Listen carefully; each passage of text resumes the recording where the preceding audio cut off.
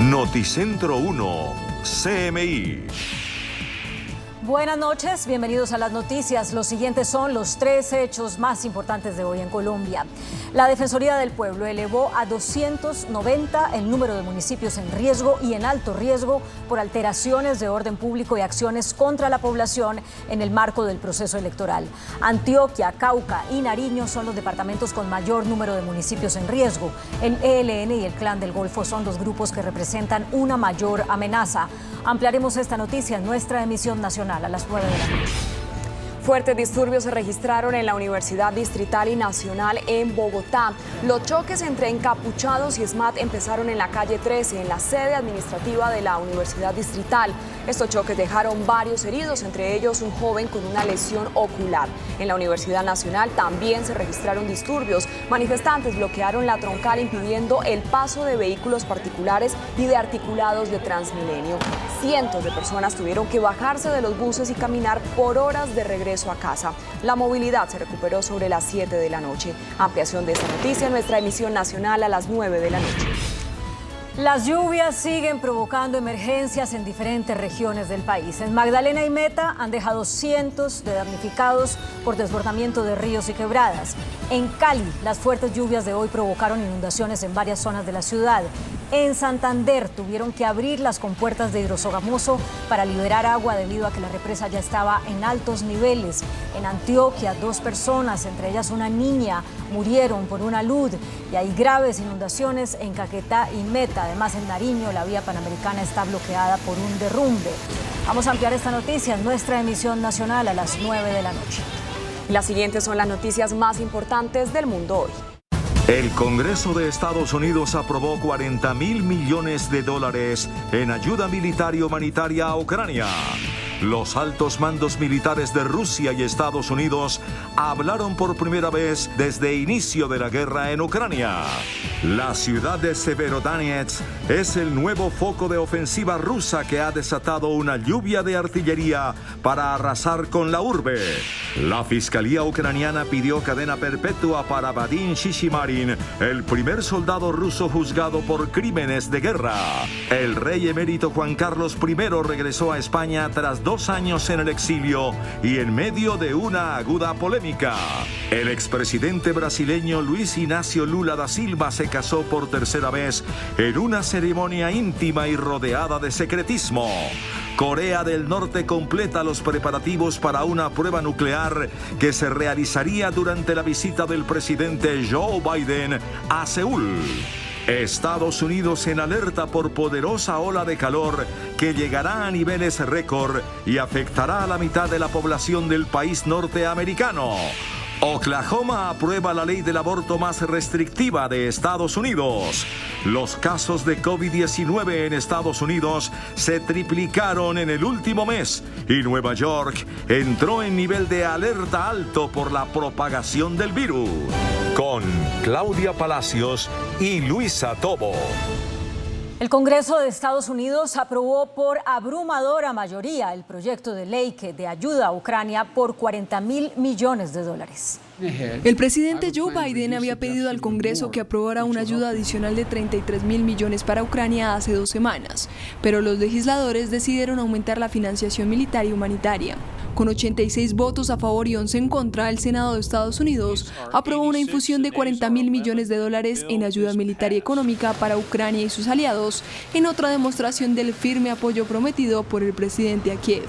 El paquete incluye $6.000 millones para adquirir vehículos blindados y reforzar el sistema de defensa aéreo ucraniano. Casi $9.000 millones se destinan para garantizar la continuidad de las instituciones democráticas ucranianas, así como objetivos humanitarios. Además de $5.000 millones en ayuda alimentaria mundial para aliviar la escasez de alimentos causada por el colapso de la economía agraria de Ucrania y más de $1.000 millones en asistencia a los refugiados. El proyecto de ley, aprobado por la Cámara de Representantes la semana pasada, ahora tiene que ser sancionado por el presidente Biden. A mediados de marzo, el Congreso ya había liberado casi $14.000 millones para Ucrania. Por su parte, Volodymyr Zelensky agradeció el envío y se prepara con sus aliados occidentales para una guerra prolongada que podría durar meses o años en el este y sur del país para derrocar a las fuerzas del presidente Vladimir Putin.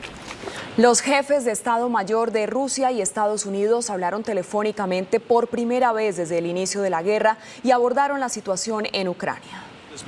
El presidente del Estado Mayor Conjunto de los Estados Unidos, Mark Milley, y el general ruso Valery Gerasimov hablaron por teléfono en su primera conversación directa desde el inicio de la invasión rusa a Ucrania. En la llamada telefónica que se produjo por iniciativa de Milley, ambos abordaron temas de interés mutuo, incluida la situación en Ucrania. La última vez que habían conversado telefónicamente fue el pasado 11 de febrero, cuando Washington advertía públicamente sobre planes rusos de invadir a Ucrania y esperaba que sus advertencias disuadieran a Moscú de seguir adelante, algo que finalmente ocurrió el 24 de febrero con el avance de las tropas en el país vecino, según el Pentágono. La conversación tuvo lugar solo 7 días después de la que mantuvieron el secretario de Defensa de Estados Unidos, Lloyd Austin, con su homólogo ruso Sergei Shoigu para pedirle un alto al fuego en Ucrania. Entre tanto, al menos 12 personas murieron y 40 resultaron heridas en bombardeos rusos sobre la ciudad ucraniana de Severodonetsk, sobre la cual las tropas rusas cierran el cerco y donde concentran gran parte de la operación ofensiva que actualmente llevan a cabo en el este de Ucrania. La artillería rusa ahora destruye la ciudad de Severodonetsk, una urbe industrial convertida en un devastado campo de batalla después de casi 3 meses de invasión rusa y ahora epicentro de los combates en el este de Ucrania. Los rusos empezaron a bombardear desde la mañana con armas pesadas de manera aleatoria, y estos aún continúan, según informaron las autoridades locales. Solo en las últimas horas, más de una decena de personas murieron y casi medio centenar resultaron heridas durante la lluvia de proyectiles que cae sobre la urbe y estalla sin previo aviso porque se dispara a muy poca distancia. Además, la mayoría de los tiros impactaron en edificios de viviendas y el balance de víctimas podría empeorar dada la imposibilidad de inspeccionar las zonas bombardeadas.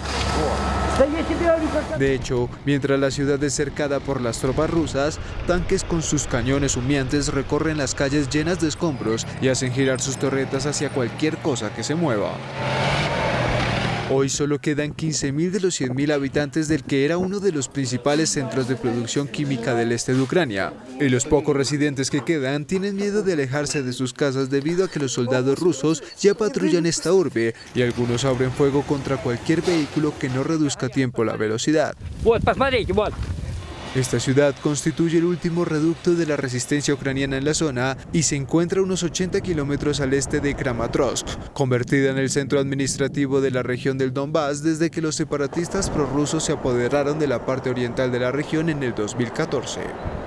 Rusia asegura que al menos 1.730 militares ucranianos se rindieron durante esta semana en la acería Azovstal, que sería el último bastión de resistencia a las fuerzas invasoras en la ciudad de Mariupol, una posición estratégica en el sureste de Ucrania que después de 3 meses de ofensiva cayó en manos rusas.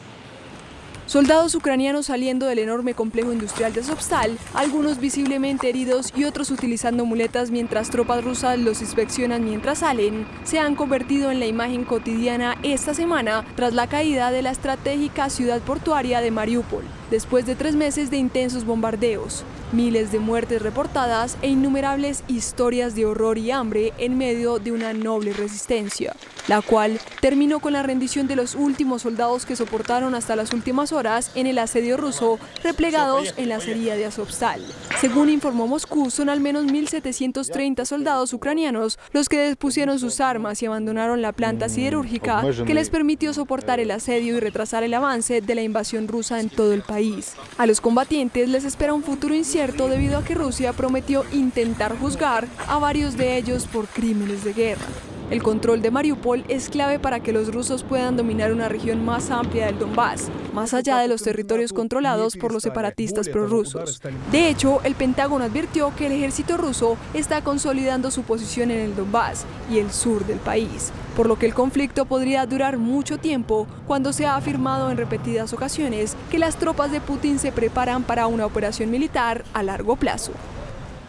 La Fiscalía de Ucrania pidió cadena perpetua para Vadim Shishimarin, el primer soldado ruso juzgado por crímenes de guerra cometidos durante la invasión rusa a esa antigua república soviética.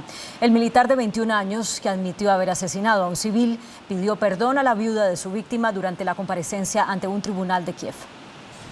Ucrania asegura haber abierto miles de casos de crímenes de guerra desde que Moscú lanzó su invasión. Sin embargo, solo el proceso del sargento Vadim Shinshimarin, de 21 años, ha sido llevado a juicio. El primer ruso juzgado por sus acciones durante la invasión lanzada por Moscú se enfrenta a una posible cadena perpetua en Ucrania por cargos de crímenes de guerra y asesinato premeditado, tal y como ya lo solicitó la Fiscalía ucraniana.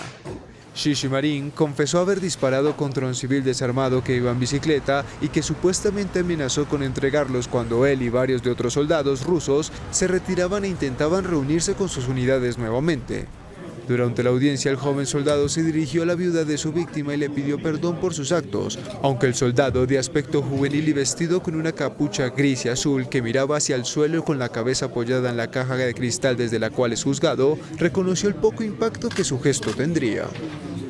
El presidente de Estados Unidos, Joe Biden, reiteró a Finlandia y Suecia su pleno, total y completo respaldo a su intento de ingresar en la OTAN, asegurando que para Washington las dos candidaturas cumplen todos los requisitos y refuerzan una alianza atlántica que para Biden es más necesaria que nunca. Los gobiernos de Estados Unidos, Suecia y Finlandia escenificaron la solicitud de adhesión de los países nórdicos a la OTAN con un encuentro en Washington en el que el presidente estadounidense Joe Biden recibió en la Casa Blanca a la primera ministra sueca Magdalena Andersson y al presidente finlandés Sauli Niinistö y aseguró que la entrada de ambos países en la organización tiene el apoyo total, pleno y completo de los estadounidenses. Today I am proud to welcome and offer the strong support of the United States for the applications of two great democracies and two close, highly capable partners to join the strongest, most powerful defensive alliance in the history of the world. Two proud, independent countries exercising the sovereign right all states possess to decide their own security. Tanto Finlandia como Suecia ya cumplen muchos de los requisitos para ser miembros de la OTAN, por lo que se espera que su ingreso se haga de manera express, aunque Biden incluso ofreció protección provisional mientras todo se formaliza. Además, resaltó que su llegada fortalecería la alianza. Sweden and Finland have strong democratic institutions, strong militaries, and strong and transparent economies, and a strong moral sense of what is right. They meet every NATO requirement, and then some. And having two new NATO members in the High North will enhance the security of our alliance and deepen our security cooperation across the board. Suecia y Finlandia son dos países con una larga tradición de neutralidad y decidieron entrar en la OTAN en un momento en los que Rusia representa una seria amenaza con su invasión a Ucrania. Para Biden, esta decisión marca un antes y un después en la seguridad europea. El gobierno de Rusia amenazó con dar una respuesta militar proporcional, esto luego de la solicitud de adhesión de Finlandia y Suecia a la OTAN. En una entrevista con el periódico ruso Izvestia, la presidenta del Consejo de la Federación, Valentina Matviyenko, señaló que habrá una reacción militar de Rusia proporcional ante la adhesión de Finlandia y Suecia a la OTAN, pero no especificó qué tipo de medidas militares llevará a cabo Moscú. En primer lugar, en términos militares, la reacción de Rusia será proporcional y adecuada a la presencia de la OTAN en los territorios de estos dos estados y a qué tipo de armas se desplegarán. Explicó que la entrada de estos países en la OTAN afectará negativamente al estado político de Europa y no le agregará estabilidad, ya que Suecia y Finlandia son países que han demostrado neutralidad histórica, un consenso compartido por todos los países europeos. Asimismo, aseguró que esta decisión no es soberana y que se ha tomado bajo la presión de Occidente, principalmente de Estados Unidos y los países que conforman la alianza. Se está moviendo muy rápido en un tema tan serio y significativo. Ni siquiera consideraron necesario realizar un referéndum para pedir la opinión de los ciudadanos de estos países. Me entristece que tal decisión de los dos estados pueda conducir a una disminución en el volumen de nuestra interacción y cooperación. Indicó que habrá una oportunidad de reanudar el diálogo cuando se complete la operación militar especial. Las exrepúblicas soviéticas de Asia Central, aliadas militares de Moscú, le dieron la espalda al presidente ruso Vladimir Putin y se negaron a enviar tropas a pelear contra Ucrania. Los presidentes de Armenia, Bielorrusia, Kazajistán, Kirguistán y Tayikistán se reunieron en el Kremlin junto a Vladimir Putin sin llegar a ningún tipo de acuerdo para el envío de tropas a Ucrania, ya que manifiestan no querer involucrarse en la invasión. Esto sería una señal de que estos países no comparten la visión de que la expansión de la rival alianza occidental de la OTAN hacia el este puede constituir un peligro para su seguridad o temen ser el objetivo de una próxima invasión. La declaración emitida tras la reunión de los 6 miembros de la Organización del Tratado de Seguridad Colectiva no mencionó a Ucrania ni lo que Rusia llama su operación especial. La OTSC es una alianza militar muy débil si se le compara con su rival, la OTAN. Desde 2001 cuenta con unas fuerzas colectivas de reacción rápida de 5.000 efectivos y desde 2009 con otros 5.000 soldados de una fuerza de reacción operativa, pero no tienen un lugar de despliegue fijo y son solo contingentes nominales. En total, los ejércitos de la Organización del Tratado de Seguridad Colectiva suman 1,2 millones de soldados, el 80% de los cuales son rusos. Ucrania reconoció que en este momento de la invasión es imposible retomar los diálogos de paz con Rusia y desde el gobierno advirtieron que Kiev no cederá ninguna parte de su territorio para poner fin a la guerra. Asegurando que en el marco de unas futuras negociaciones con Moscú, la única opción para la reconciliación sería la capitulación rusa, la retirada de las tropas y hablar de compensación, Ucrania fue contundente al descartar por completo la hipotética idea de entregar parte del país a los invasores rusos. El liderazgo estatal ucraniano sostiene que nada de esto sucederá y aseguraron que la única victoria será la expulsión de todos los soldados enemigos y la liberación de los territorios ocupados, incluidos Crimea y la región del Donbass. Para Kiev, actualmente retomar las conversaciones de paz con Rusia es algo imposible, pues considera que Moscú no ha sufrido los efectos de las sanciones que gran parte de la comunidad internacional ha impuesto contra el Kremlin. Ucrania asegura que Rusia aún no ha comprendido por completo que es un país paria, advirtiendo que sus autoridades están viviendo en su propia propaganda. El rey emérito Juan Carlos I volvió a su natal España para una visita privada de 5 días, en medio de críticas por su cuestionado comportamiento financiero. Después de casi 2 años desde su exilio a Abu Dhabi el 3 de agosto de 2020, Juan Carlos I pisó España para una estancia de 5 días, en los cuales se reunirá con sus hijos y la reina Sofía. Al término de esto, volverá a Emiratos Árabes Unidos el próximo lunes. El rey volvió a su país en medio de una fuerte polémica por su presencia, luego de que salió presionado por las noticias sobre sus manejos opacos de cuentas en el extranjero. El emérito de 84 años vuelve por la puerta de atrás en un experimento para tantear el terreno. Por eso, bajo la máxima cautela, se enfatiza que se trata de una visita privada y se hospedará en casa de un amigo en Galicia. Aunque Juan Carlos I no tiene causas pendientes ante la justicia española, las investigaciones no se cerraron por haberlo declarado inocente, sino porque las acusaciones habían precluido. No se le podían imputar por estar cubierto por inmunidad o había subsanado las faltas mediante el pago millonario de una regularización fiscal. El gobierno de Pedro Sánchez se había negado al viaje y además agrega que aunque esté exonerado de cualquier responsabilidad penal, no ha dado explicación alguna ni ha pedido disculpas a la sociedad española por su comportamiento. Durante los siguientes días a la polémica visita del emérito, la corona se encargará de evaluar cómo se la ha tomado la población, algo que determinará los pasos en el futuro de Juan Carlos I. El exmandatario estadounidense George W. Bush llamó la atención porque tuvo un lapsus, confundió la guerra en Ucrania con la de Irak. Durante su discurso sobre la integridad electoral en Dallas, Texas, el expresidente George W. Bush describió erróneamente la invasión de Irak, que él lideró como comandante en jefe, como brutal y totalmente injustificada, antes de corregirse diciendo que se refería a la invasión rusa de Ucrania. In contrast, Russian elections are rigged. Political opponents are imprisoned or otherwise eliminated from participating in the electoral process. The result is an absence of checks and balances in Russia and the decision of one man to launch a wholly unjustified and brutal invasion of Ukraine. Iraq, anyway. El expresidente de 75 años, quien atribuyó en broma el error a su edad, ordenó la invasión de Irak encabezada por Estados Unidos en 2003, lanzada con una búsqueda de presuntas armas de destrucción masiva que nunca se materializaron. La guerra de Irak resultó en el derrocamiento del gobierno de Saddam Hussein, junto con la muerte de miembros del servicio estadounidense y cientos de miles de civiles iraquíes. Bush ha enfrentado críticas por la guerra tanto durante como después de su presidencia. Hay alerta en el mundo por la viruela del mono. Italia y Suecia notificaron casos de este extraño virus, mientras que la OMS pidió que se intensifique el rastreo de los contactos de contagiados por este tipo de viruela. Después de conocerse que hay contagios de la viruela del mono en Reino Unido, España, Portugal y hasta Estados Unidos, Italia y Suecia se convirtieron este jueves en los últimos países en notificar casos de este extraño virus.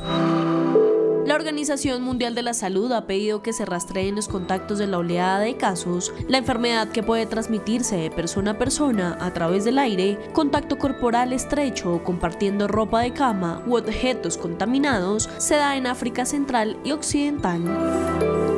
La OMS también advirtió que el público en general y las clínicas de salud deben estar atentos y hacer que el personal especializado examine las erupciones cutáneas inusuales. Si se sospecha de la viruela del mono, los pacientes deben ser aislados.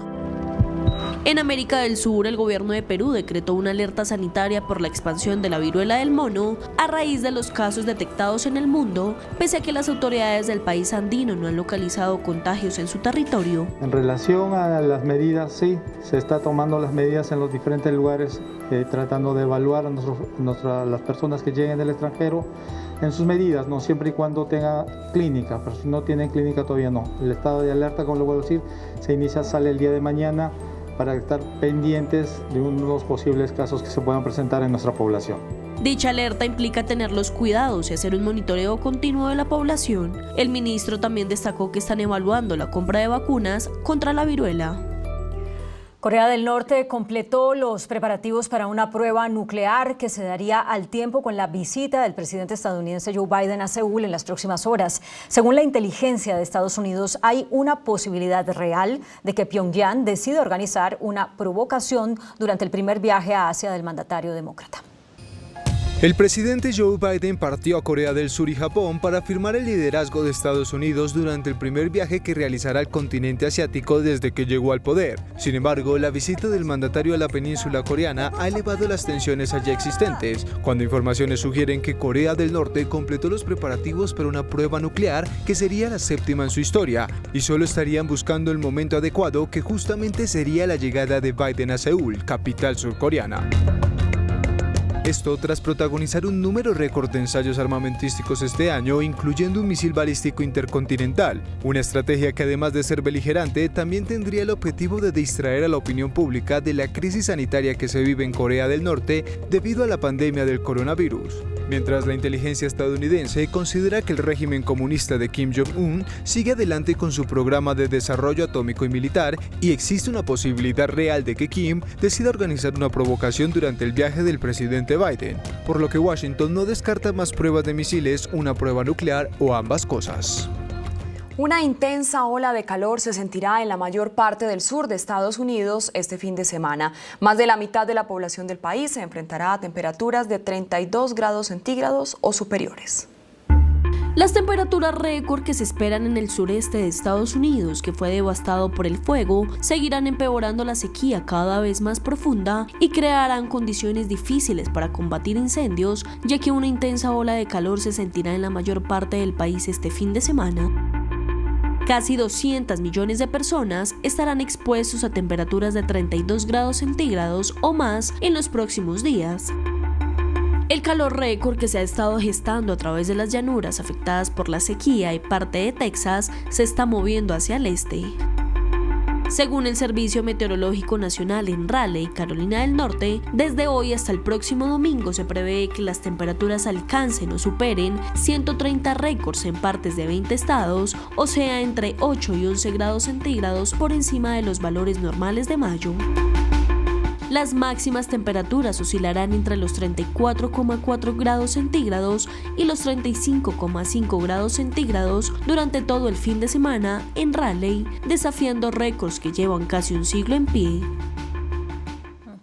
La legislatura del estado de Oklahoma aprobó un proyecto de ley que busca restringir el derecho al aborto casi que desde la fertilización. Si el gobernador republicano Kevin Stitt le pone su firma, tendría la ley de aborto más estricta en Estados Unidos. Oklahoma aprobó un proyecto de ley que prohíbe el aborto desde el momento previo a la fecundación, convirtiendo a este estado en el más restrictivo en cuanto a la interrupción voluntaria del embarazo, en el marco del borrador filtrado no definitivo del Tribunal Supremo estadounidense sobre el fallo Roe vs. Wade. La ley prohíbe cualquier aborto, excepto cuando la vida de la madre se encuentra en peligro o cuando el embarazo es resultado de una violación o de incesto. Además, siguiendo la línea de la polémica ley contra el aborto aprobada el año pasado en Texas, la nueva norma permite a los ciudadanos denunciar a cualquier compañía o persona que asista a una mujer en la interrupción de su embarazo. Según los Centros para el Control y Prevención de Enfermedades de Estados Unidos, los casos de coronavirus en el país se han triplicado en el último mes. Los casos de COVID-19 en América aumentaron un 27,2% la semana pasada con respecto al anterior, impulsados principalmente por un incremento en las infecciones en Estados Unidos, que con 84,7 millones de infecciones y más de 1 millón de muertes por la pandemia del coronavirus, es desde hace 2 años la nación número 1 en reportar las peores cifras. El país ha visto un aumento triple en los casos diarios de coronavirus durante el último mes y una alza constante en las últimas 5 semanas según los CDC. El promedio de 7 días de casos diarios aumentó un 26% con respecto a la semana anterior a 94.000 casos por día, por lo que las autoridades piden a los ciudadanos verificar que no estén contagiados antes de asistir a un evento o reunión a donde vaya una gran cantidad de personas. Given the spread of infections that's happening across the country, we know use of rapid tests is a very effective way of keeping infections down. If you can test yourself before you go to a large gathering, before you go visit someone vulnerable, it is an important way of reducing spread of the virus. Aseguran que el aumento se puede deber a que muchos países y gobiernos locales están abandonando los requisitos de tapabocas y distanciamiento social y han reabierto las fronteras tras un periodo de menor transmisión. Una nueva investigación científica determinó que la contaminación mata a 9 millones de personas cada año. Según una investigación publicada hoy por The Lancet Planetary Health, la contaminación anual mata a más gente que el coronavirus en 2 años de pandemia. La publicación atribuye a la contaminación de todos los tipos 9 millones de muertes anuales, es decir, 1 de cada 6 fallecimientos en todo el mundo. Además, los autores afirman que las muertes a causa del aire sucio generado por los automóviles, camiones e industria aumentó un 55% desde el año 2000. La contaminación, según el estudio, mata aproximadamente a la misma cantidad de personas al año que fumar y el humo de segunda mano combinados. Más del 90% de las muertes relacionadas con la contaminación ocurren en personas que viven en países de bajos y medianos ingresos. Estados Unidos es el único país completamente industrializado entre las 10 naciones con el mayor total de muertes por contaminación, ocupando el 7º lugar. India y China lideran el listado de fallecimientos por contaminación con casi 2,4 millones y 2,2 millones de muertes al año, pero las dos naciones también tienen las poblaciones más grandes del mundo.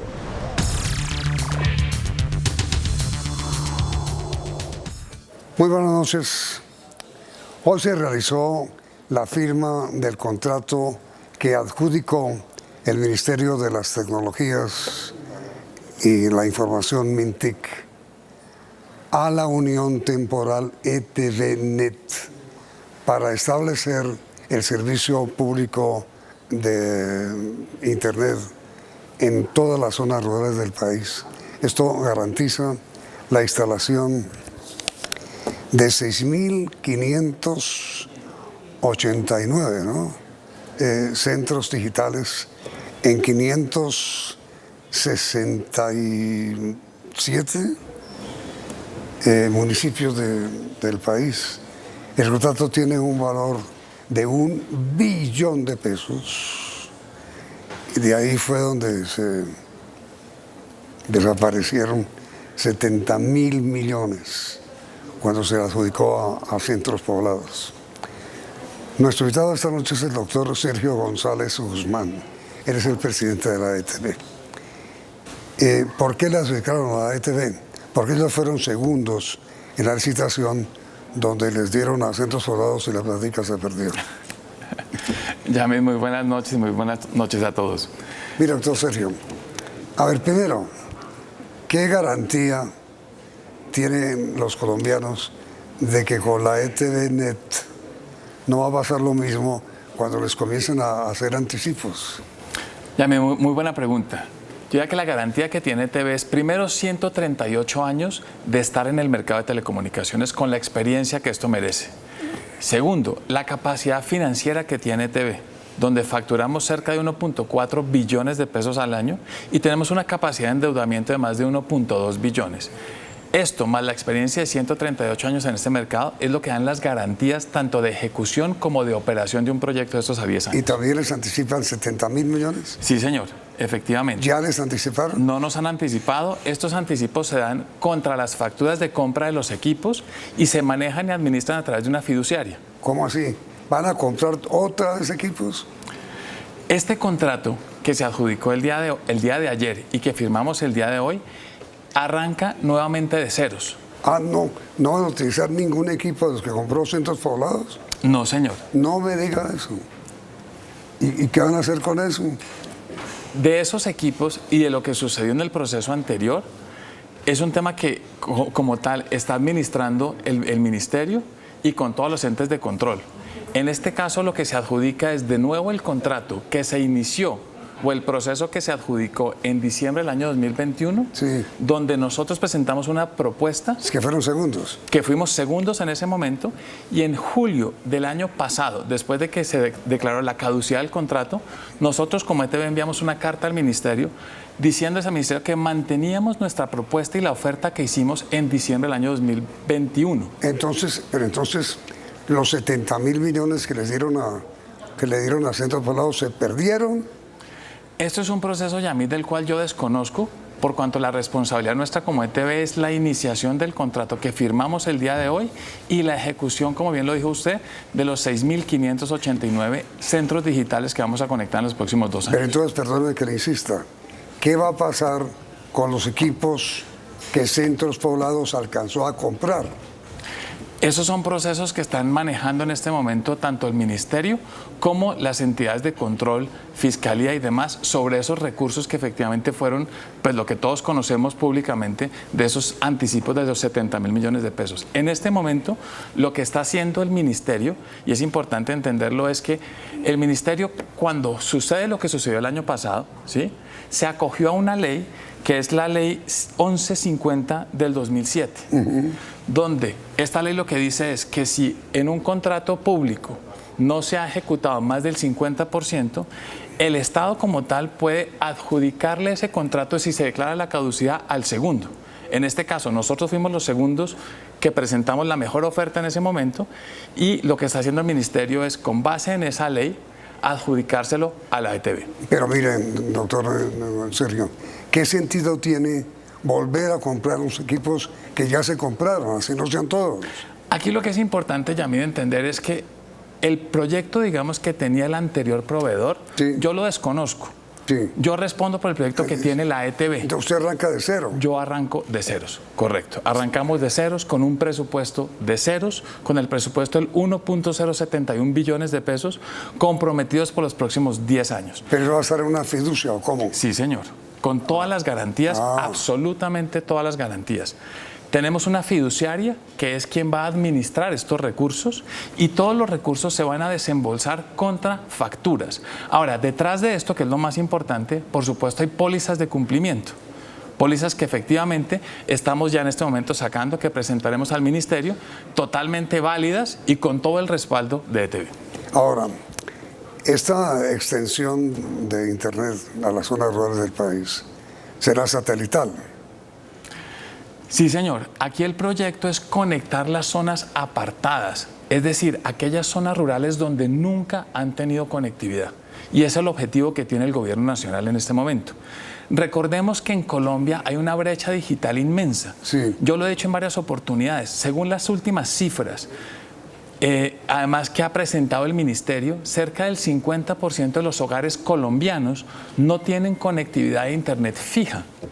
Esto hace que hay muchas familias, muchos niños que no tienen acceso al Internet, acceso a la información. Y esto es lo que va a hacer este proyecto. Ahora, este proyecto estaba dividido en dos zonas, región A, región B. La región A en su momento se la ganó Claro. En la región B fue donde nosotros participamos, que quedamos de segundos y que en este momento acabamos de firmar el contrato que corresponde, como bien lo mencionaba usted, a 567 municipios, que eso equivale a la mitad del país, para conectar 6.589 centros digitales en los próximos 19 meses y operar 19 meses. Y eso quiere decir que en este año, a diciembre de este año, vamos a entregar 1.545 centros digitales en 15 departamentos del país operando, y la totalidad de los 6.589 los entregaremos en 19 meses operando.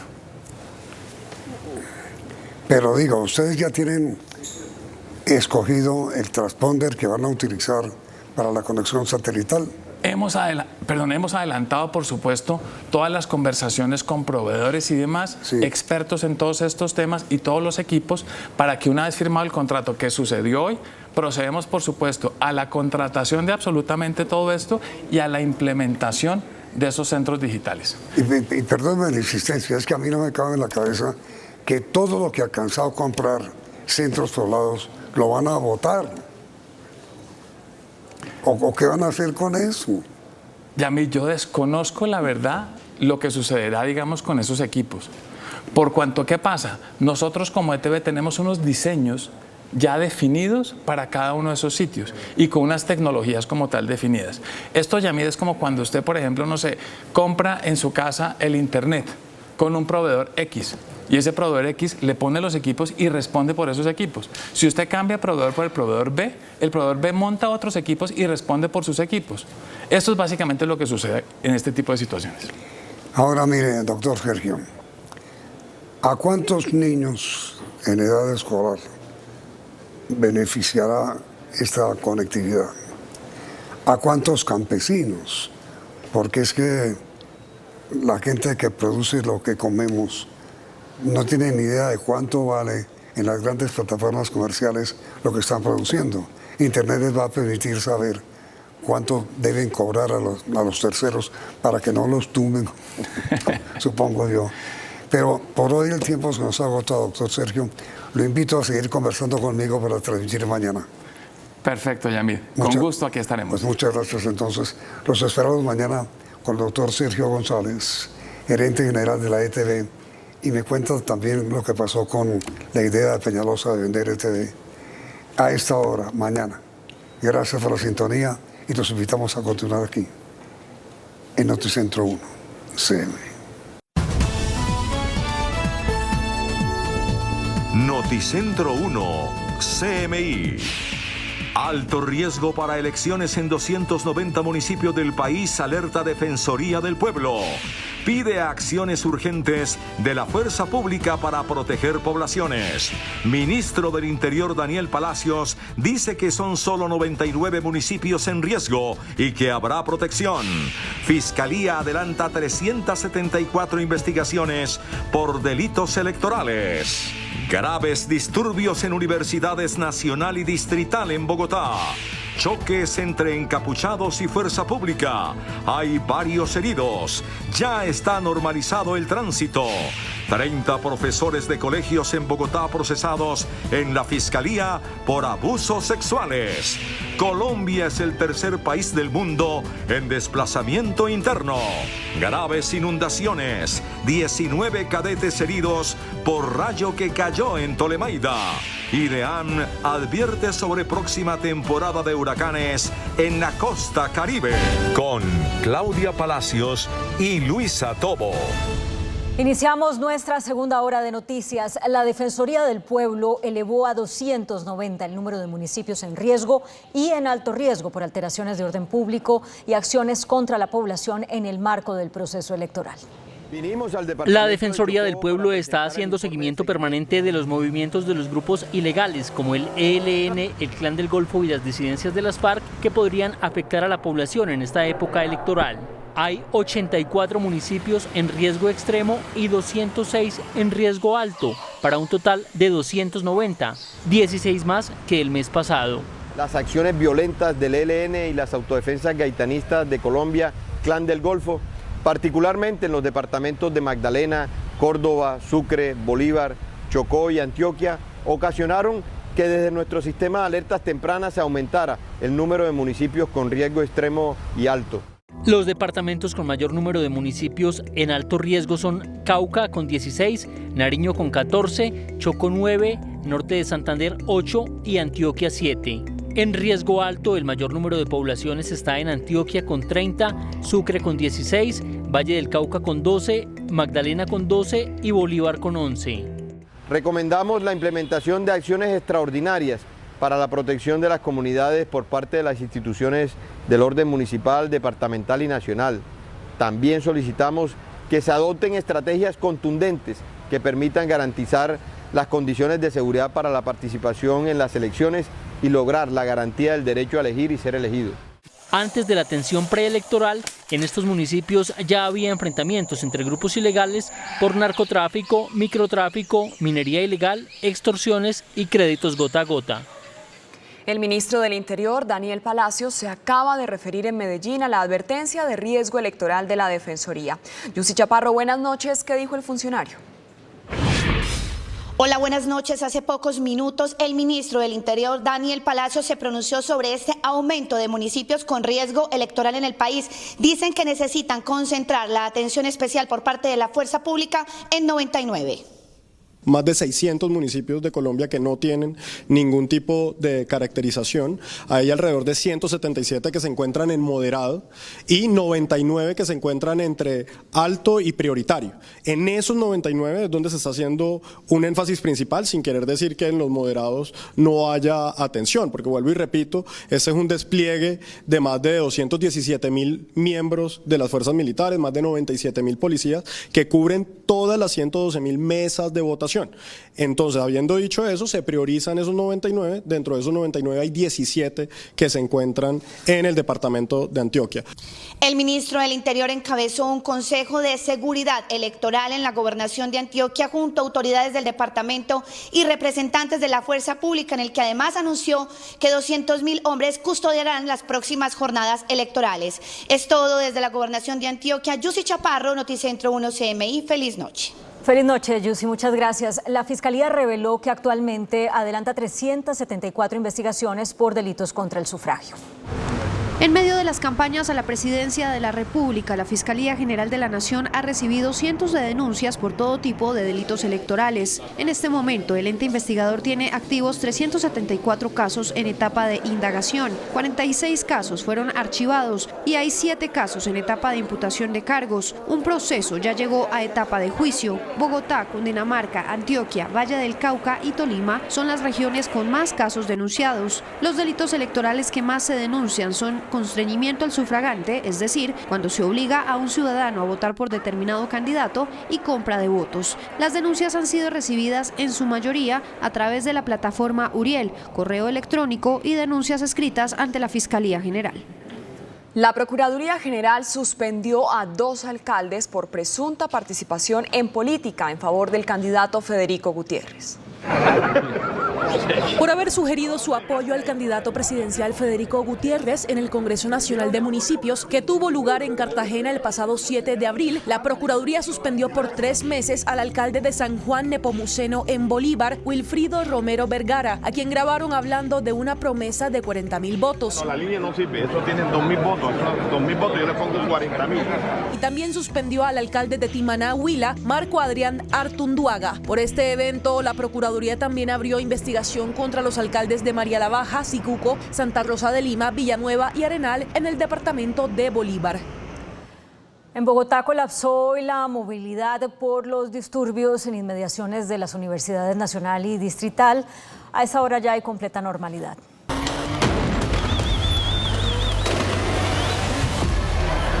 Este fue el panorama en las universidades Distrital y Nacional en la tarde de este jueves. Los choques entre encapuchados y ESMAD empezaron sobre la calle 13. Por más de 4 horas estuvo paralizada esta vía. En medio de la confrontación hubo heridos. Un joven resultó con una lesión ocular y la policía agredió a algunos equipos periodísticos que cubrían la manifestación.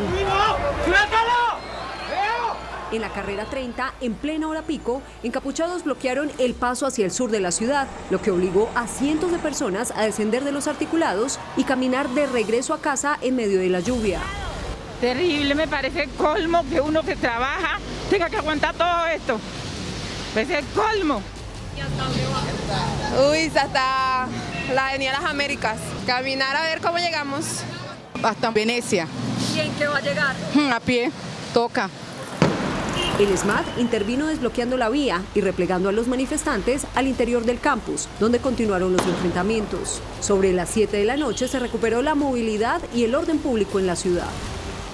Y a las afueras de la Universidad de Antioquia, en Medellín, se presentaron disturbios entre encapuchados y las autoridades. Los disturbios se presentaron afuera de la Universidad de Antioquia, en donde un grupo de encapuchados lanzaron explosivos y se enfrentaron al ESMAD. En medio de los desmanes le quitaron la motocicleta a un policía y la incineraron. Y salieron 2 sujetos abruptamente, lo despojaron de la motocicleta y él, quien se encontraba armado porque estaba en cumplimiento de sus funciones oficiales, decidió retirarse para que no se presentara ningún tipo de incidente. Un uniformado del ESMAD resultó herido. Debido a los disturbios, la universidad fue evacuada y las clases suspendidas. 30 profesores están siendo procesados por presunto abuso sexual a menores de edad en colegios públicos de Bogotá. El fiscal general de la Nación, Francisco Barbosa, y la alcaldesa de Bogotá, Claudia López, entregaron un balance de las investigaciones que se adelantan por casos de abuso sexual en los colegios públicos de la ciudad. La fiscalía recibió 72 denuncias por abuso de menores y abrió investigación de oficio en otros 88 procesos. De acuerdo con el fiscal general, ya hay esclarecimiento en el 86% de los casos. Aquí estamos encima del derecho de los menores y que no vamos a permitir que desde el punto de vista del trabajo integrado que estamos haciendo se produzcan hechos que afecten sus derechos. Actualmente hay 30 profesores procesados por presunto abuso sexual de niños, niñas y adolescentes al interior de colegios en la ciudad. 12 de ellos están en etapa de juicio y a otros 18 educadores ya se les imputó cargos. Kennedy, Ciudad Bolívar y Engativá son las localidades con más casos de abuso a menores en los colegios. Agradecerle una vez más a los niños y niñas su confianza, porque nos siguen contando qué les pasa en su casa, en la ruta al colegio o en el colegio. Además, 110 hechos continuarán en procesos disciplinarios por parte de la Alcaldía de Bogotá. Colombia es el tercer país con más desplazados internos durante el último año, solo superado por Siria y la República Democrática del Congo. En 2021, el número de desplazados internos por los conflictos y los desastres naturales batió todos los récords y se acercó a los 60 millones. Un informe del Observatorio de los Desplazamientos Internos y el Centro Noruego para los Refugiados reveló que el número de desplazados internos por conflictos y los desastres naturales batió en 2021 todos los récords y se acercó a los 60 millones. Del total de desplazamientos, 14,4 billones fueron provocados por situaciones del conflicto, un 50% más que en 2020. Según las cifras de las ONG, el año pasado se registraron en todo el mundo 59,1 millones de desplazados, siendo Siria el país que concentra el peor nivel, cuando más de 6,7 millones de personas se vieron forzadas a salir de sus regiones. A esta nación le siguió la República Democrática del Congo con 5,3 millones de desplazados, mientras Colombia se ubicó en el tercer puesto al reportar 5,2 millones de personas en esta condición. Y en lo que va de 2022, más de 78.900 personas han sido víctimas de desplazamiento masivo y confinamiento por cuenta de la violencia en el país, según registró la ONU. En diferentes regiones de Colombia, las lluvias siguen provocando graves emergencias y dejan cientos de personas damnificadas. En el sur del Magdalena no paran las emergencias por el desbordamiento del río Magdalena, que deja graves daños en cultivos, viviendas y también pérdidas de animales. En los municipios del Banco San Fernando y Guamal, en el sur del Magdalena, la situación es bastante crítica. Estas poblaciones permanecen literalmente inundadas. Los damnificados ascienden a más de 5.000. 10 municipios del Meta se están viendo afectados por las lluvias constantes que se presentan. El más afectado es el municipio de Cabullaro, que amaneció con más de la mitad de su casco urbano inundado por el desbordamiento del río Meta. 6 ríos más de esta zona se desbordaron, inundando más de 2.500 hectáreas de cultivo de pan coger y pastos para el ganado. Las autoridades declararon la urgencia manifiesta para poder atender la emergencia. Así quedaron varias vías en el sur de Cali debido a un fuerte aguacero que se extendió por lo menos 3 horas. Algunos vehículos quedaron atrapados en medio de la lluvia y el tráfico colapsó. Las avenidas Cañas Gordas, Paso Ancho, así como en el exclusivo sector de Ciudad Jardín. Un canal de aguas residuales se desbordó por la intensidad de las precipitaciones. El Cuerpo de Bomberos Voluntarios atendió más de 10 emergencias, entre ellas caída de redes eléctricas junto al desplome de árboles. Además, el organismo de socorro realiza permanente monitoreo del río Pance debido a la creciente súbita de su caudal. 600 metros cúbicos de agua por segundo comenzó a liberar desde esta mañana la represa de Isajén al río Sogamoso tras el lleno total del embalse, producto de las intensas lluvias que azotan la región. También por lluvias, a 5 se elevó el número de víctimas por crecientes súbitas y deslizamientos en lo que va corrido el mes. Los damnificados superan los 50.000. La vía Bucaramanga-Barranca Bermeja continúa con paso a un carril por constantes derrumbes. Varios municipios del sur y el oriente del departamento también están incomunicados por la pérdida de sus carreteras. Por su parte, las autoridades meteorológicas alertaron sobre el inicio de la temporada de huracanes. Ya hay alerta en la costa Caribe por el paso de las 2 primeras ondas tropicales. A menos de 2 semanas de iniciar oficialmente la temporada de huracanes en el Mar Caribe, el IDEAM alertó sobre las primeras ondas tropicales que están deteriorando el clima en el norte del país. Estas ondas inician su desarrollo y tránsito en el mes de junio y se extiende hasta el mes de noviembre, propio de la temporada de huracanes. La alerta preventiva se centra en los departamentos de la costa Caribe y en el archipiélago de San Andrés. Ha incrementado las precipitaciones en gran parte de la región Caribe, en la región andina y en los llanos orientales. Este sistema está transitando por el Mar Caribe y se dirige hacia las costas de Centroamérica. En desarrollo de esta transición climática se pueden presentar tormentas eléctricas en los próximos días, especialmente en departamentos como Sucre y Córdoba. La empresa XM, operadora del mercado energético, reportó un incremento en el nivel de los embalses para generación de energía en Colombia. De acuerdo con el reporte de XM, el nivel de los embalses se encuentra por encima del 68,8% en promedio. La cifra es positiva frente a años anteriores por el aumento de las lluvias en gran parte del país. La tendencia aumenta la participación del uso del agua para la generación con 86,2%. Estamos en un nivel alto frente a lo que históricamente se ve el nivel del embalse para un mes como mayo. Eso quiere decir que pues tenemos unas buenas reservas de agua. Las lluvias lo que han hecho pues obviamente es que se despache mucha más energía hidráulica. La coyuntura favorece los precios en bolsa, que ya registran una disminución de 36,51%. Se asegura la disponibilidad de la oferta energética para abastecer la demanda en el país. La tendencia se mantendría en gran parte del año. El ejército informó que 19 cadetes resultaron heridos por la caída de un rayo en una pista de entrenamiento dentro del fuerte militar de Tolemaida. Los jóvenes fueron trasladados a un centro médico donde se encuentran bajo observación. Según el ejército, en el momento que cayó el rayo no estaba lloviendo en la zona. El candidato Gustavo Petro sigue adelante en la intención de voto de los colombianos y el exalcalde de Bucaramanga, Rodolfo Hernández, es el que más repunta, según una encuesta del Centro Nacional de Consultoría para la revista Semana. La encuesta del Centro Nacional de Consultoría y publicada por la revista Semana hizo la siguiente pregunta. Si las elecciones a la presidencia fueran el domingo y los candidatos fueran los que están en la tarjeta, ¿por cuál de ellos votaría? Les preguntó a los colombianos que van a votar y que saben por quién van a votar. Gustavo Petro, 41%. Federico Gutiérrez, 23,9%. Rodolfo Hernández, 21,9%. En un empate técnico. Sergio Fajardo, 4,5%. John Milton Rodríguez, 1,1%. Ingrid Betancourt, 0,7%. Enrique Gómez, 0,3%. Voto en blanco, 6,6%. Y si en un escenario de segunda vuelta los candidatos fueran Sergio Fajardo y Gustavo Petro, ¿por quién votaría usted? Gustavo Petro, 43,6%. Sergio Fajardo, 32%. Y si en un escenario de segunda vuelta los candidatos fueran Fico Gutiérrez y Gustavo Petro, ¿por quién votaría usted? Gustavo Petro, 44,2%. Fico Gutiérrez, 34,9%. Y si en un escenario de segunda vuelta los candidatos fueran Rodolfo Hernández y Gustavo Petro, ¿por quién votaría usted? Y aquí sí que hay un empate técnico. Según la encuesta revelada por semana, Gustavo Petro tendría el 40,5% y Rodolfo Hernández el 40,5%. Esta es la ficha técnica de la encuesta.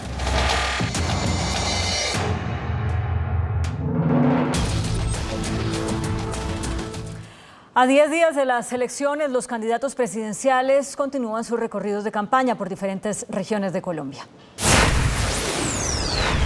Acompañado de su fórmula vicepresidencial, Francia Márquez, Gustavo Petro denunció que existiría un plan para entorpecer las elecciones presidenciales.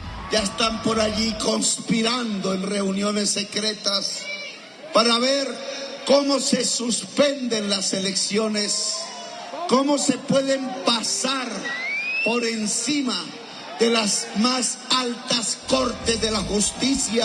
También aseguró que el 40% de los alimentos en Colombia son importados. El cierre de campaña del Pacto Histórico se realizó en la Plaza de San Francisco, centro de Cali.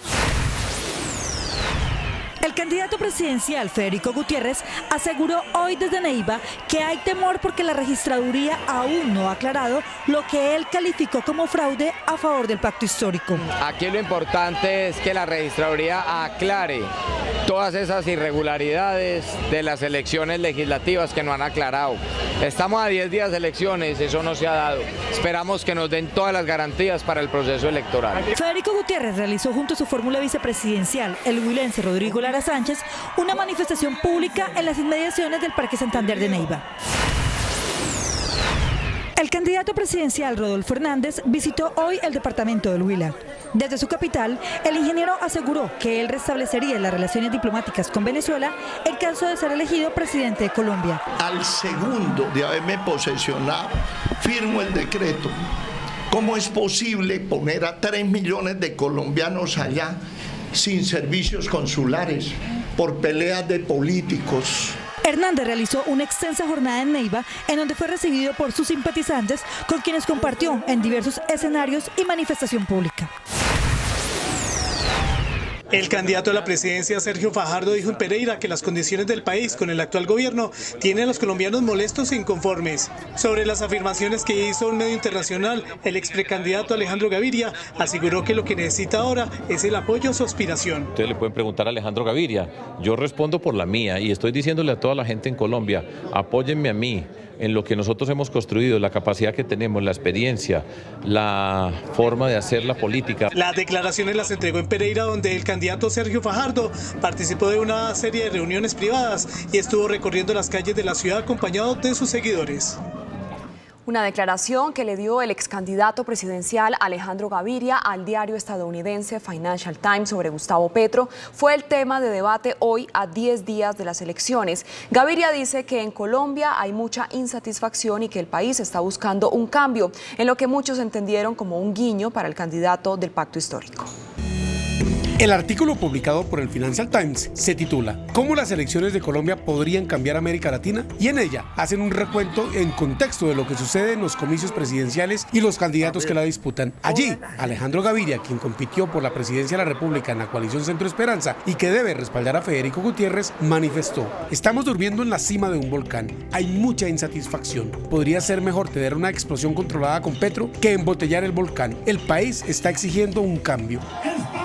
Esto de inmediato fue respondido por el candidato del pacto histórico. Está diciendo que es mejor controlar, en cierta forma, un estallido social que envasarlo, porque al envasarlo lo multiplicas por 10. Impedir el cambio en Colombia permite que la sociedad fluya pacíficamente hacia las transformaciones. En cambio, impedir el cambio en Colombia es meter la sociedad en una olla a presión que en cualquier momento puede estallar. Petro, sin embargo, dijo que eso no significa que Alejandro Gaviria vaya a votar por él. La electa senadora del Pacto Histórico, Piedad Córdoba, les envió hoy una larga carta a Gustavo Petro y a Francia Márquez, en la que les pide que el gobierno de ellos sea el de la paz completa para el país, incluida una política de sometimiento a la justicia de los grupos paramilitares. En esta carta, Piedad Córdoba ya le habla a Gustavo Petro como si fuese el presidente de la República. Manifiesta que el país necesita un cambio para romper la desigualdad y la inequidad social, pero que la paz es el principal factor de consolidación de la democracia. Presidente Petro, salve usted la paz. La paz integral no es el acuerdo incumplido de Santos, ni las trizas de las trizas que deja Duque. No es la guerra fracasada en la que lleva insistiendo el uribismo todo este siglo, ni tampoco la perpetuación de grupos armados que victimizan a nuestra ciudadanía. Dice Piedad Córdoba en su carta a Gustavo Petro y Francia Márquez que la implementación plena del Acuerdo Final de Paz de La Habana es fundamental, que el diálogo sigue siendo la ruta y que la paz debe ser con todos. Y dice que debe haber una política integral de desmantelamiento del paramilitarismo. Quedó en libertad la presidenta del Consejo de Cartagena, Gloria Estrada, quien había sido detenida por presuntamente transportar cocaína en un vehículo. El concejal Luis Cassiani, el edil Pedro Aponte y el alcalde de la localidad 2, Andy Reales, estarían detrás del operativo donde fue capturada la presidenta del Consejo, Gloria Estrada, su compañero sentimental Martín Barreto y el empresario Avelino Villamizar el pasado 14 de enero por llevar en el vehículo en el que se movilizaban un paquete con droga. Las pruebas fueron aportadas por la defensa y acogidas por el juez durante la audiencia de revocatoria de medida para conceder la libertad de las 3 personas. Que sugiere la existencia de un complot de naturaleza político, un complot que derivó en un falso positivo de la Policía Nacional. 2 patrulleros y un capitán de la policía fueron implicados en el hecho y quienes recibieron al parecer 15 millones de pesos cada uno para armar el supuesto operativo, versión entregada por 2 uniformados más testigos del caso. Por el aumento de las infecciones respiratorias en menores de edad, la ocupación de las unidades pediátricas de cuidado intensivo llegó al 96%. Bogotá se está quedando sin camas para atender enfermedades respiratorias en niños. Las UCI pediátricas tienen una ocupación del 93%. Hay 215 unidades de cuidados intensivos y están ocupadas el 93%. Las lluvias y los esquemas incompletos de vacunación tienen a los menores de edad en riesgo. Todavía tenemos un poco más de 25.000 niños y niñas que están pendientes por vacunarse contra los diferentes. La vacunación para nuestros niños y niñas es una prioridad de vida y de salud. Mientras elevamos las coberturas, debemos seguir manteniendo el uso del tapabocas bien puesto. A principios de junio terminaría el pico de enfermedades respiratorias agudas en Bogotá. En Colombia, las autoridades de salud reforzaron la vigilancia epidemiológica por la aparición de la llamada viruela del mono en África. En un primer comunicado oficial, el Instituto Nacional de Salud se pronunció sobre la aparición en África de la llamada viruela del mono. Dice el instituto que es muy raro que se inicie el contagio entre personas, pero se puede dar y luego generar cadenas de transmisión. Los especialistas explican cómo se manifiesta la viruela. La viruela se manifiesta con este proceso eruptivo en piel, que son unas pústulas grandes, pero también se expresan en vías respiratorias. La infección principalmente se produce por el contacto con animales silvestres. La transmisión entre humanos se puede presentar y habitualmente se da por el contacto con secreciones respiratorias. Aunque por ahora no hay indicios de la presencia de esta enfermedad en Colombia, los esfuerzos se orientan en el mejor funcionamiento y respuesta permanente del sistema de vigilancia para la oportuna detección.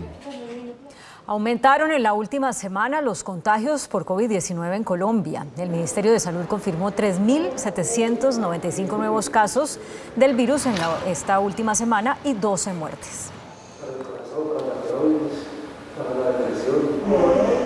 La policía reportó la captura de un presunto narcotraficante del Clan del Golfo, señalado de ser uno de los principales promotores del paro armado que afectó a 10 departamentos del país.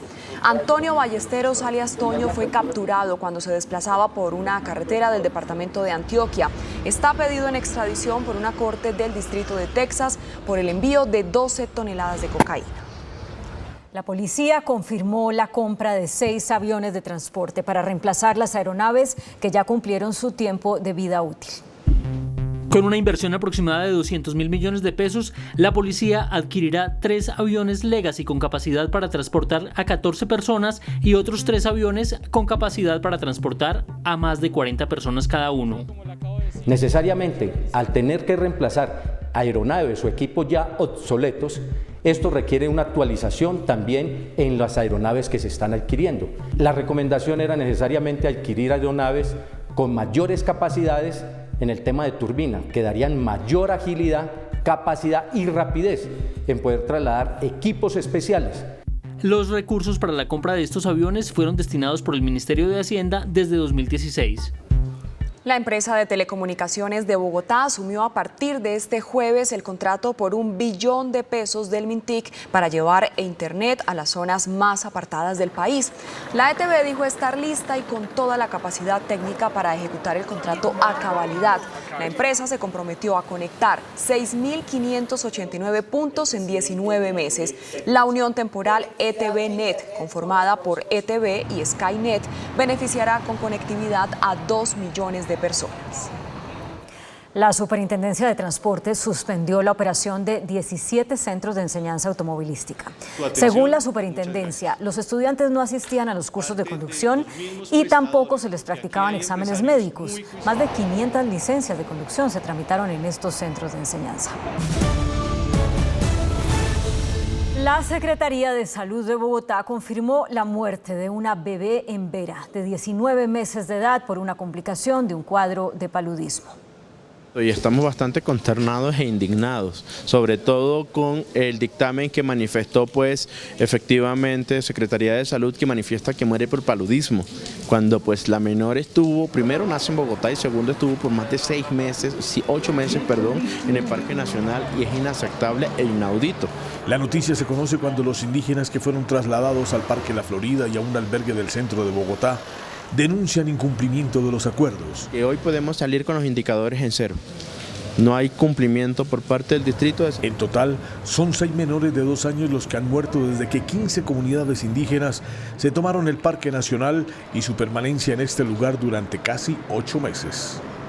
Balacera en Chapinero. Vigilantes frustraron un robo a plena luz del día. 2 delincuentes en moto intentaron robar a una mujer en inmediaciones de la Universidad Javeriana. Los vigilantes de la institución reaccionaron y frustraron el hurto. Los ladrones en la huida dispararon en varias oportunidades contra los vigilantes. Uno de ellos resultó herido con impactos de arma traumática. Noticentro 1 CMI conoció que este año en Bogotá se han caído más de 470 árboles debido a las fuertes lluvias. Además, más de 800 han sido talados. Las lluvias en Bogotá siguen causando estragos. El distrito confirmó que son más de 470 los árboles que se han caído este año a causa del invierno. Se han talado al menos 800 para prevenir su caída. Se dice que por cada árbol talado se deben sembrar 5. Tenemos los suelos muy saturados de agua y hemos tenido también episodios de vientos fuertes en la ciudad. Pero ¿qué pasa cuando un árbol cae sobre un vehículo, como ha pasado en las últimas semanas? ¿Quién paga los daños? Este año entre el 1 de enero y el finales de abril se han caído alrededor de 479 árboles en Bogotá, la mayoría de ellos sin afectar ni propiedad ni personas, algunos casos aislados que sí han caído, por ejemplo, sobre vehículos.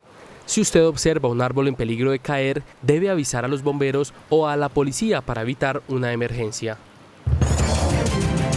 Atención, el Grupo Gilinski acaba de lanzar una oferta pública por las acciones en circulación del Grupo Argos. La oferta se formula para adquirir una cantidad mínima de acciones del 26% y una cantidad máxima del 32,5%. El precio ofrecido por acción es de $4.08. La negociación de la acción de Argos queda suspendida. El presidente Iván Duque advirtió que sería una estupidez renegociar los tratados de libre comercio. Aseguró que la economía colombiana ha recibido muchos beneficios con los acuerdos comerciales que ha firmado con varios países del mundo. En el desarrollo de sus reuniones oficiales que ha tenido hoy en Londres con banqueros, inversionistas y líderes políticos del Reino Unido, el presidente Iván Duque criticó las propuestas que han hecho candidatos presidenciales como Gustavo Petro y Rodolfo Hernández, a quienes no mencionó, para modificar los acuerdos de libre comercio de Colombia. Cuando se han forjado relaciones comerciales que traen inversión, que generan empleo, que generan oportunidades. Romper con eso sería una estupidez sin precedentes. Duque también les dijo a los periodistas en la capital británica que el poder electoral colombiano tiene el apoyo institucional del Estado para que sean seguras y transparentes las próximas elecciones presidenciales. ¿Qué podemos decir hoy al mundo? Que toda la seguridad a través del Plan Democracia está garantizado y que los colombianos podrán votar tranquilamente y tendremos un proceso de transición institucional, democrático. Durante su agenda oficial hoy en Londres, Duque se reunió con el príncipe William, el secretario de Comercio, el director del MI6, el Servicio de Inteligencia británico, entre otros.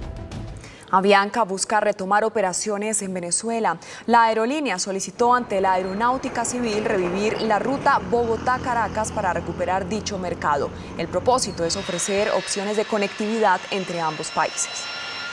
El Ministerio del Trabajo anunció que mantendrá hasta el final del gobierno los incentivos a la generación de nuevos empleos y abrió una nueva convocatoria.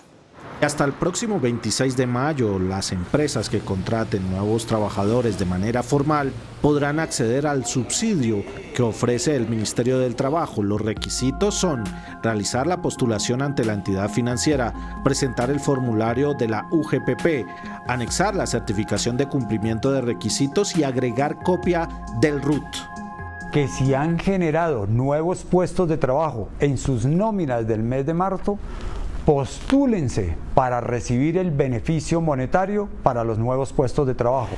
El subsidio al empleo formal ofrece por cada nuevo empleado entre 18 y 28 años 250.000 pesos, por contratar a mujeres mayores de 28 años 100.000 pesos y por la contratación de hombres mayores de 28 años 100.000 pesos.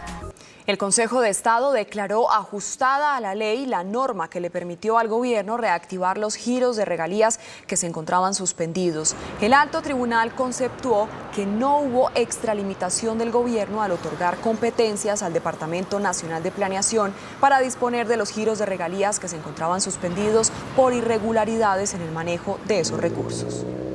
El presidente de la Cámara Colombiana de la Infraestructura, Juan Martín Caicedo, advirtió sobre la baja ejecución en obras públicas por parte del INVIAS y de los entes territoriales. Pese al crecimiento de la economía colombiana de 8,5%, el sector de las obras civiles bajó 4,9%. Para la Cámara de la Infraestructura, los resultados obedecen a una pobre ejecución de proyectos por parte del INVIAS, además de las alcaldías y gobernaciones. De 9.8 billones de pesos apenas se han ejecutado 13,8%. El INVIAS, la lentitud de los entes territoriales y el hecho de que no estamos utilizando los recursos de regalías para construir obras en buena parte del país, especialmente vías terciarias y secundarias. Asimismo, se cuestiona la falta de presentación de proyectos con beneficio de regalías, hoy con saldos de 7.6 billones de pesos. El índice de capitalización de la bolsa, que mide el comportamiento de las 20 principales acciones, cerró a la baja. El índice selectivo MSCI Colcap de la Bolsa de Valores de Colombia bajó 3,69% a 1.411 puntos. La acción del Grupo Suramericana fue la que más subió, con una valorización del 10% a 46.200 pesos. La acción de Nutresa fue la que más bajó, con una pérdida de 8,90% a 39.900 pesos. La acción más negociada de la jornada fue la de Preferencial Bancolombia, al movilizar más de 40.000 millones de pesos, con una variación negativa de 6,48% a 34.790 pesos. El dólar cerró a la baja. Indicadores económicos en Noticentro 1 CMI.